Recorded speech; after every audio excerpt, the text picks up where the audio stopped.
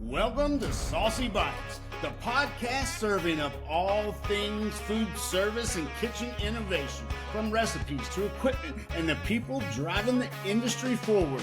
We bring you the flavor behind the food. Brought to you by Ovention Ovens. Welcome back to Saucy Bites, where we talk food, fire, and everything in between. Today's guest is a guy who knows his way around an oven better than most people know their own kitchen. Tim Klauder, former Ovention chef before I took the throne. So we got some stories to dig into today. Tim, bring the energy, creativity, and just enough chaos to keep things interesting. Let's get to it. So, Tim, buddy, how you doing, man? I'm doing good. I'm going to be working with Suncoast Culinary College. I'm on their advisory team, and they're doing a big banquet today. So I'm going over there to support the kids. Nice. But one of the things I miss most about the Ovention job is the challenge. Every day was something unique, something different, and really helping a lot of people. I still have a lot of customers that still call me, and they apologize once I tell them that I'm retired. I said, no, man, Ovention's an employee-owned company, baby. I'm still making money. I love that company. And it's a great product. The guy called me Lance from Cedar House Mills out there in Washington State. And back in 22, he bought a used shuttle. And he called me for help, and we helped him out. And then Chad helped him out with parts and got him up and running. That guy was making $20,000 a day on Saturday and Sunday. No way. And then that damn thing, he bought it and it was in pretty poor condition. He fixed it up, but he was making so much money off of that darn shuttle. They were like going to invest $500,000 in a wood burning pizza oven with ventilation system. And he bought that darn thing, I think, for $4,000. And we helped him out. And then he had so much success, didn't have to buy the ventilation system. He bought a second shuttle and just fell in love with it. So you got this no ventilation, ventless oven. You're banging out $20,000 on Saturdays and Sundays. The other day, he didn't tell me how much he was making, but just that enough alone is Ovention paid for itself so quickly. He could pay cash to get his second unit. Nice. But what a great story. And those customers would come in all the time. That's the one I met, because we really help people make money. We save them a lot of time. That pizza oven was going to cost him a guy about $80,000 a year to run it, and the ventilation and the fire and the Ansel and the air conditioning and on and on and on and on. So Ovention shuttle, all their ovens are ventless, but man, that is a moneymaker. I always called it an ATM, and it's fun to sell a product like that. And when your customers are making money, baby, and we always help. Chad was amazing on the service side of it and the service techs and getting the guy the parts that he needed. He could literally fix it himself because he was that gifted. Who's Chad? All right. Who's Chad? I say Chad, you're a service guy. He's now a salesman. Yeah. I just was telling the audience. Oh, who Chad was. No, they that's may cool not too. know. In every kitchen, you're always wanting to train, mentor, and cross-train people so that they can do everything. And at Ovention, Chad was our service guy, and he turned into a really good salesperson and just has that skill set when you go out, So everybody, it was just a great, I miss it, but I still love the success that you're having, because those checks come in once a year, and I'm like, yeah, baby, I love Guys, what Tim's talking about as well is Ovention and Hatco itself. We're an employee-owned company, and it's basically you're getting 2 retirements. So we work together, and when you're done, hopefully you get those checks, and it helps you as you retire. That's one of the greatest things. The other thing too, it's the attitude. The people that work there really care. Yes. They'll pick up the phone on the first ring, and they'll get back to you, and they'll take care of you, and they do the little things that other people might not want to do when they're in a corporation. That's my real take on it, because I've worked for both. Although I've always been driven, customer driven and rep driven. I love the reps as well. Yeah. They were just my best asset, because they're out in the field every day bringing super customers to our doorstep that we could really help. That's what I miss most. Yeah. Speaking of reps, I've been in this business 20 years. My question to you, I know you've been in the business longer than I have, probably. I'm not trying to Mhm. age you, but in the field, I know I've been some crazy stuff, man. What, like going into a kitchen, what was your either funniest, wildest, I don't know, word most difficult, bad Mm. customer? Yeah, it happens out there. I have just an example. I had a big demo scheduled with a one of our reps, and they were bringing in customers, and we had invites, and we had all this stuff going on. I get there, I'm prepping, I got everything laid out, as a chef, thinking I'm got the spread going. Well, the weather got a little bad, and not a single soul showed up. So it Yeah. was me, the food, and some of the brokers. But we turned it, we pivoted, and made it an in-house rep training. But Yep. little crazy things like that happen in the field. You never know what you're going to get So sometimes. I'll tell you a couple, or a quick one Yeah. on that. I had a similar situation, but only 3 people showed up, and some of them were big dogs. And the one Yeah. gentleman literally fell asleep in the demo.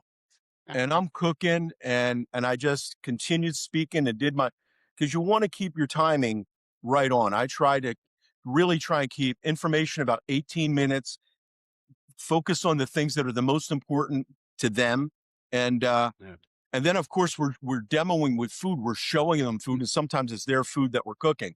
Yeah. Anyway, he wakes up at the end of my demo, and I have all this food laid out. We have lunch, and whenever I have extra food, I always pack up stuff so they can take it home to their family. And don't you know, the next day we got an order for 17 units for truck stops up and down the East Coast.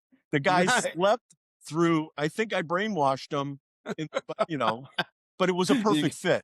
Ventless, yeah. it could be installed immediately. He ordered them, put them in, and immediately was able to do There a it is. dozen different things in there, not just pizza, open face sandwiches, appetizers for the truck stops. And but I said, hey, you slept through it, and You he slept purchased. through it. You still, hey, as long And as the you get other the thing too PO. is when I had all this extra food, I would just look in a radius of who's the closest rep, Yeah. who's the closest dealer, who's the closest consultant. And I'd pack up that food and jump in the car and just drive over to a consultant's office. He says, hey, Tim, I have no time for you. I said, listen, I'm just dropping off food. I'm going to drop off food. I got all this extra food, and I was thinking of you guys. All right, show up. I'd go in and drop off the food into the break room. I'd be in there for about 90 minutes eating with them. So I never let that food go to waste. Somebody was going to Nice. take it home. And but that guy that fell asleep and then bought 17 units the next day, I was like, thank you, Lord. That was a blessing. Yeah. Sometimes you win, sometimes you don't. And it was But a in win our for everybody. Yeah, in our business, man, we see trends come and go. We see, the I don't know, the portobello mushroom, the sun-dried tomato, every year something comes out, maybe a different different ethnic food.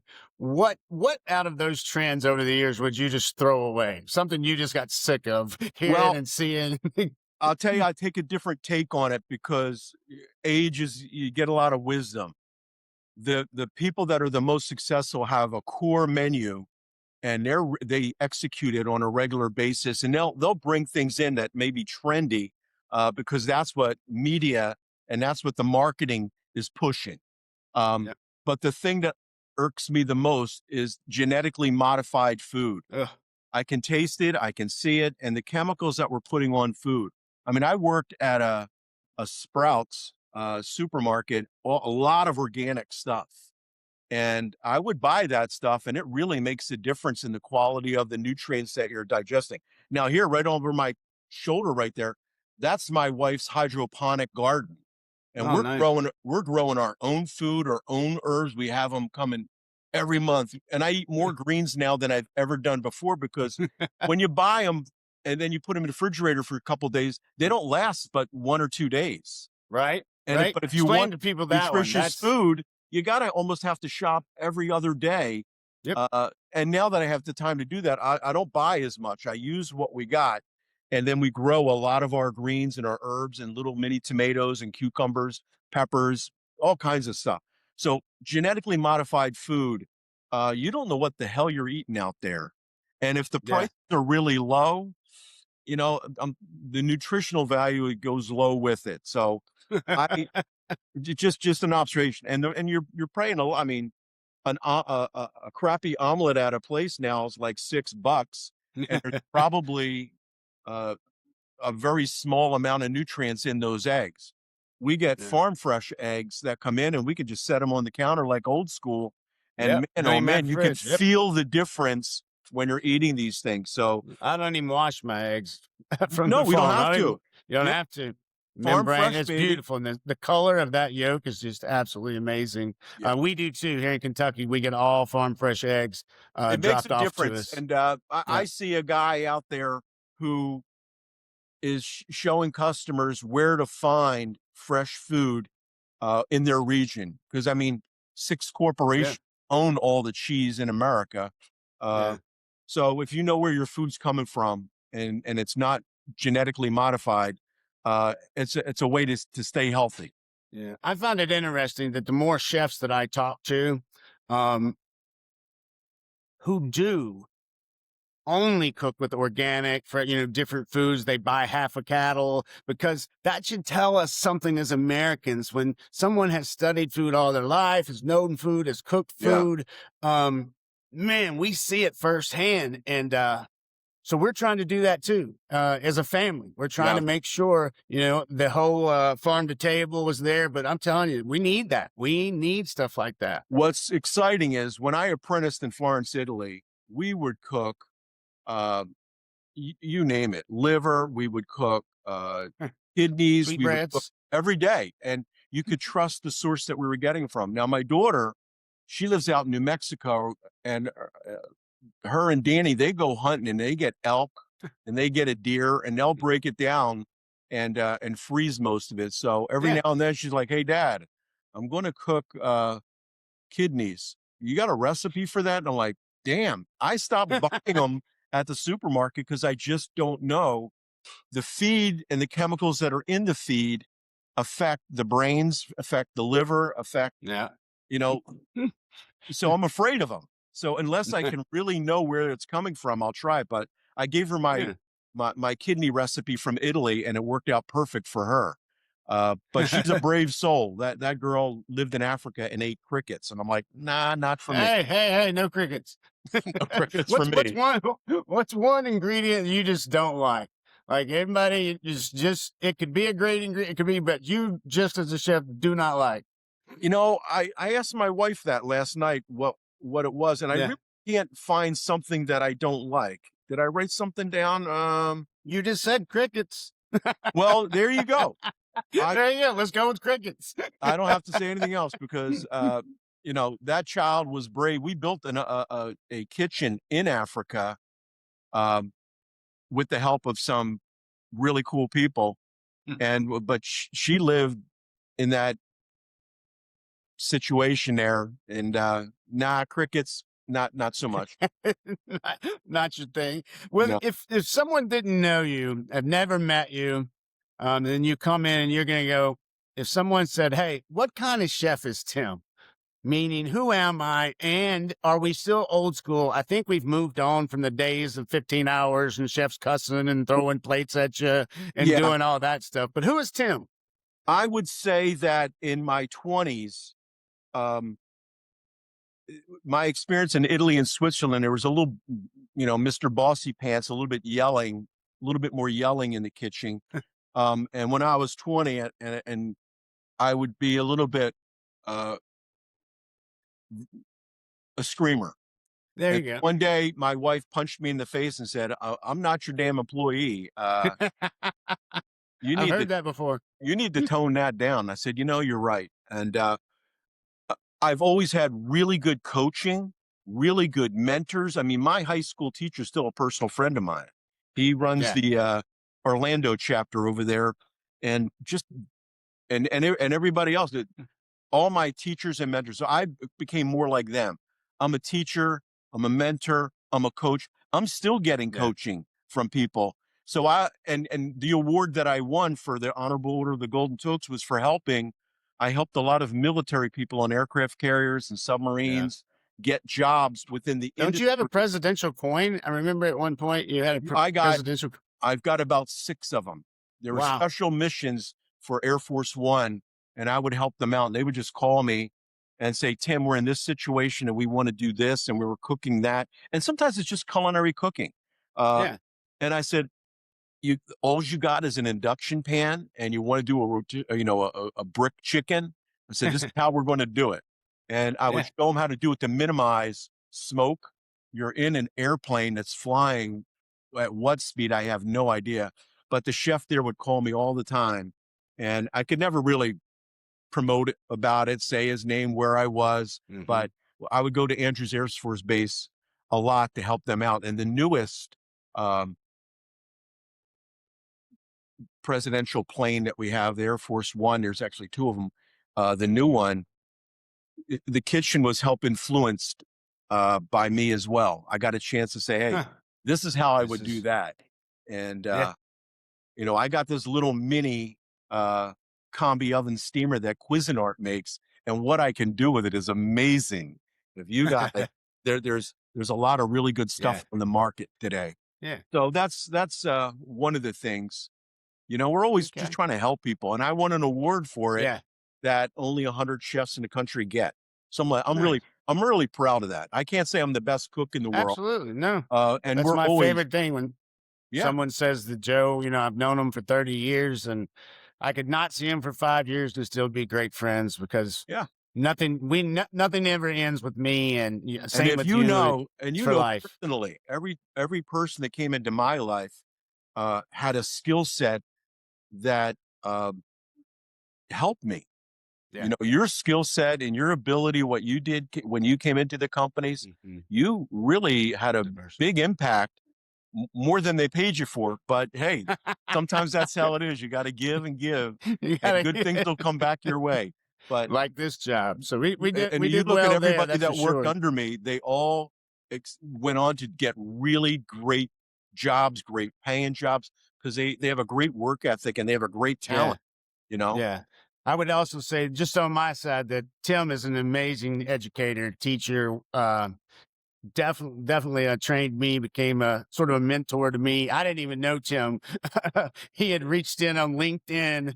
Oddly enough, I had just got off a reality show, Big Brother, and Tim had just looked me up on LinkedIn and he saw some of the stuff. And I think, literally I was driving in the car in Chicago and I first got a call from Tim, and then I got a job and worked with Blodgett for quite a while, which is again another amazing company, amazing, it's amazing product. So we've had the opportunity to work with some really good stuff. What's a demo somewhere that just went sideways? Like it just didn't, something happened, you didn't get product. There's got to be demos that went sideways. I've done stuff where So, Joe, even like this and here's filming how didn't work. I thought about this because you send me some notes that you might ask me. And Yeah. um, sometimes I would get frustrated with, I'm doing a demo. I'm focusing on the things that are going to help them the most. Yeah. And they just start being Debbie Downers, if you will. Yeah. So then I just reversed my whole plan and I said, you know what? I'm going to tell the opposite of everything I'm going to say. I'm going to do the opposite of everything. So I'm going to make this guy tell me why my oven is the solution for him. Because I've already told him and he's not listening. And I Yeah. say, all right, well, listen, I don't think this oven's for you. It's too easy to operate.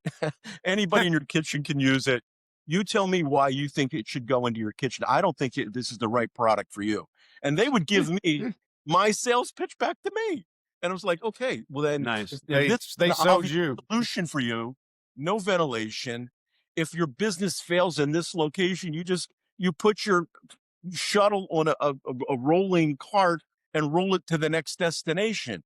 If you pay $300,000 to $500,000 for a brick oven and ventilation, and you're going through the roof, that pizza oven ain't coming out, and you're going to lose that investment. Whereas you Yeah. buy this investment, you got something that you can carry with you. Yeah. Um, Absolutely. so that's how I always turn those things around. Like, you know what? I don't need to sell. This thing does a great Sells job it. So just yeah. on its own. Just when you say It's a ventless oven and it cooks stuff usually in about 3 minutes or less.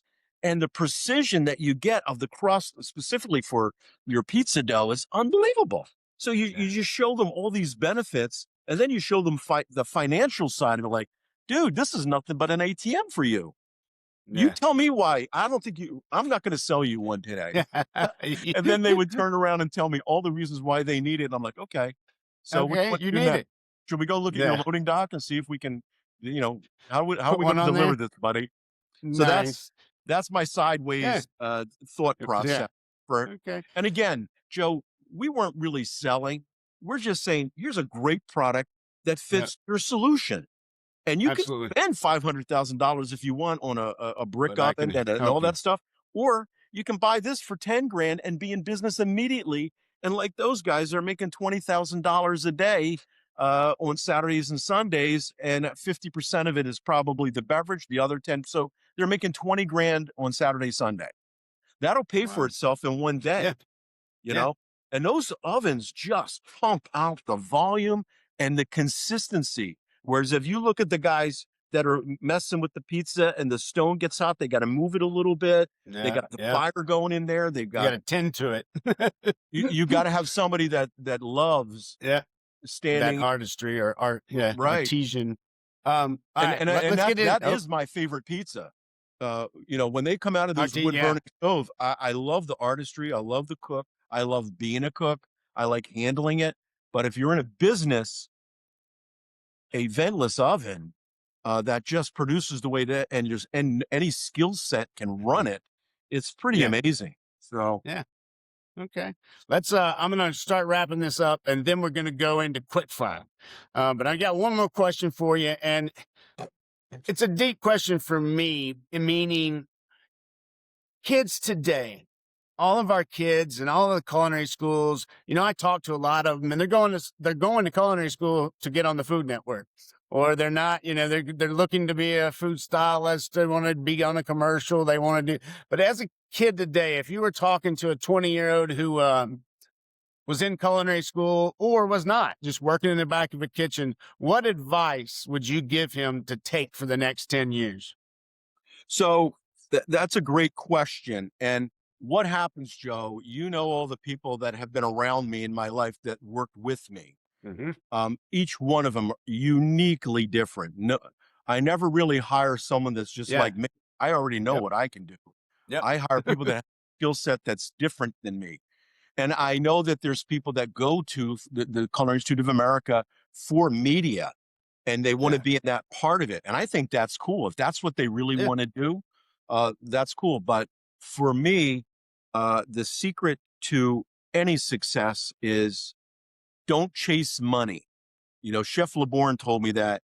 He said, Tim, you chase the money, you're going to end up with a pretty disappointing job.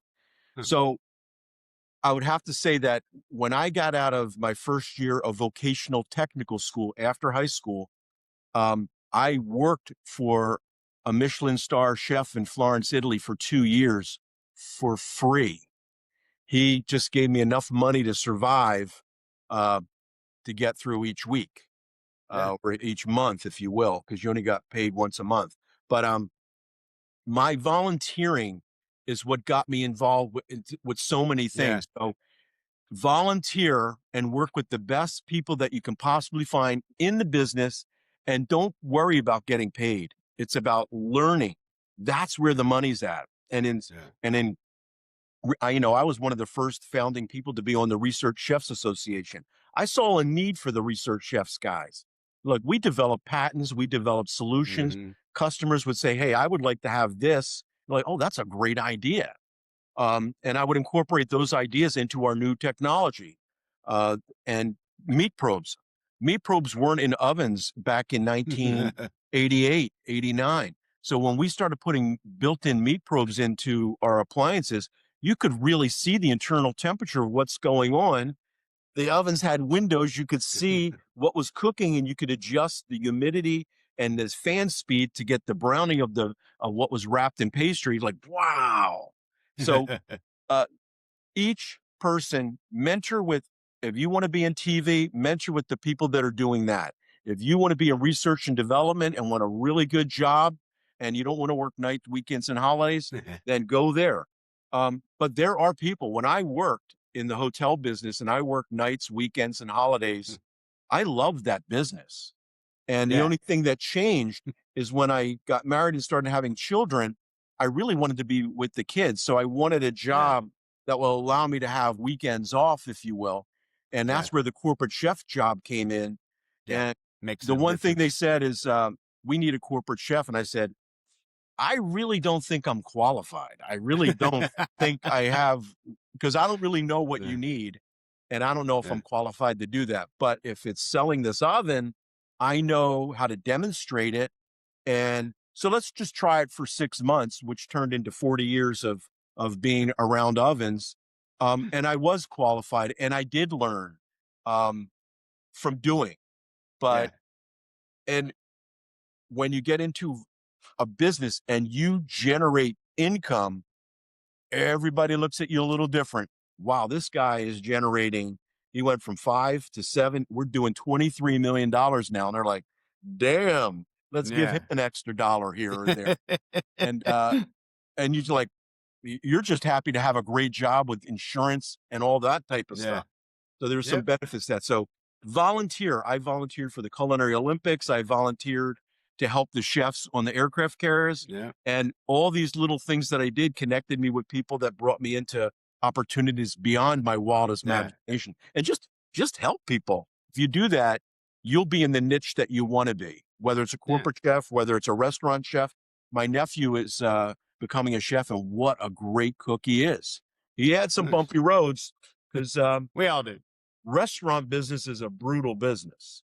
Absolutely. Um, and there's ups and downs with it all, but that's where he's going. I'm like, all right, whatever I can do to help you, you know? Yeah, absolutely. All right, Tim. So as we get ready to close up a little bit here, by the way, thank you so much. I knew you'd be a great interviewer. I knew you'd be great on the podcast. It just, you're a great guy, and you work the way Well, that should be done as a consultant. I And, don't you disagree with you. I really do know, think I'm a great guy. And no, but hey, I always like to help and give figured back. it. I'm proud. You have an amazing Mhm. team at Ovention and an Yeah. amazing company at Hatco. The Yeah. HR people at Hatco are the best in the to me, they're the unsung heroes because they go crazy to try and make life there better for every employee. Yeah. And I was just Nice. so impressed because I've had some pretty terrible HR people in my life. HRs. But Yeah. when And I was Tim has there, I not just been felt great like for they HR at were times. amazing. They are amazing there. So I give the tip of the hat to the Ovention and Hatco people. I love those guys. I follow, on the LinkedIn, I Yeah. follow whatever you guys are doing. I keep track Yeah. of it. And I may not comment from time to time because I don't want to think that they're paying me to like your To stuff. stop. But I do like what you do, and I like that you were at the restaurant show there in Yeah. Philadelphia and in the Hmm. pizza show, and now you got National Restaurant Show coming Coming up. up. But I'll tell you, Joe, one thing that I believe in is business is moving at the speed of a text. And I would take a picture of every customer that I met at NRA that was interested in a ventless oven and take a picture of me and the customer and get the name out. The minute they walked out of my booth, I was sending it to my Yeah. representative I saying, remember this that. Yep. customer is interesting. And there's a lot of great products out here for them to Hmm. see. The Yep. person who takes care of them the best is going to win that business. And I Right. hope it's you. And I'll do whatever I can to help you. And Yeah. sometimes I would write little notes on the back of my card and say, you tell them that this is what you want because Chef Tim said you're going to get it. And it might have been extra parts or it could have been something crazy. Yeah. And I would know that, oh, that's my lead. That's your lead. I got a All picture of right. the Rapid day. fire. I'm sorry. Yeah, go Ra- rapid fire, whatever that is. okay. Rapid fire. You need to be as close as possible to one word. So I'm gonna ask the question, and you just give me the word that you think of when I say it. Okay. Favorite thing to cook? Rack of lamb, lamb lollipops for the grandkids. They love them. Most overrated menu item? Most overrated menu item. Anything that's genetically modified. Late night food? We make popcorn with avocado oil and that gray sea salt that you get from France that's raked up. It just has great mineral salty flavor to it. Love it. Ingredient that you dislike. That I dislike crickets. I'm not going to eat Yeah. crickets or worms or anything along those Those things. lines, Just gas can't. or electric? Well, quite frankly, I would say induction. I just love the clean Yeah. smell of the kitchen, and so Same here. induction. I love electric. induction. So, Electric. yeah. So, all right. Pizza, thick or thin? Definitely thin, and definitely with European flour. That zero flour they make. Yeah. Our flour is nutrient less, Yeah. not so good. Get that European genetically modified flour, and you will have a beautiful crispy pizza. I've seen them come out of our oven and it's just delicious. Yeah. Thin. Yeah. Trade show or test kitchen? Where do you feel most comfortable? I would say trade show. I love interacting with customers, and sometimes I would do my R&D at the trade Live show there. Yeah. with their product. That pizza show, I can remember doing it. I had these Italian guys going back to their pizzeria. They cook everything on a stone oven, and they were bringing it in and running it through our ovens. They could not believe that our ovens cooked as good as their stone. They couldn't believe it. Nice. So A chef that you have not cooked with but would like to. Oh, well, I don't know about that. I cooked with 3 really cool dudes. Rich Rosendale, who I Yep. always wanted to I work like with, Rich. great certified master chef. Yeah. If you can get to one of his classes, dude, it's awesome. Yeah. I've actually taken Charles his sous Carroll, vide class. I've done a lot of events with Charles Carroll's down there at Houston. A lot of fun, really cool things that he's done over the time. And I got a new chef that I've been working with, Jason Coppinger, certified master chef.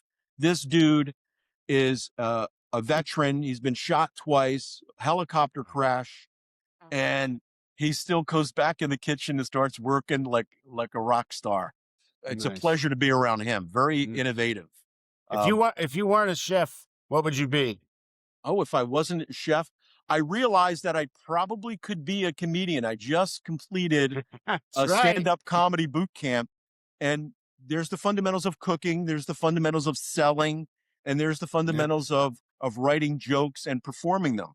And over the years in all my demos, I would be influenced by comedians, and I would make my presentations fun or funny or look for Absolutely. jokes.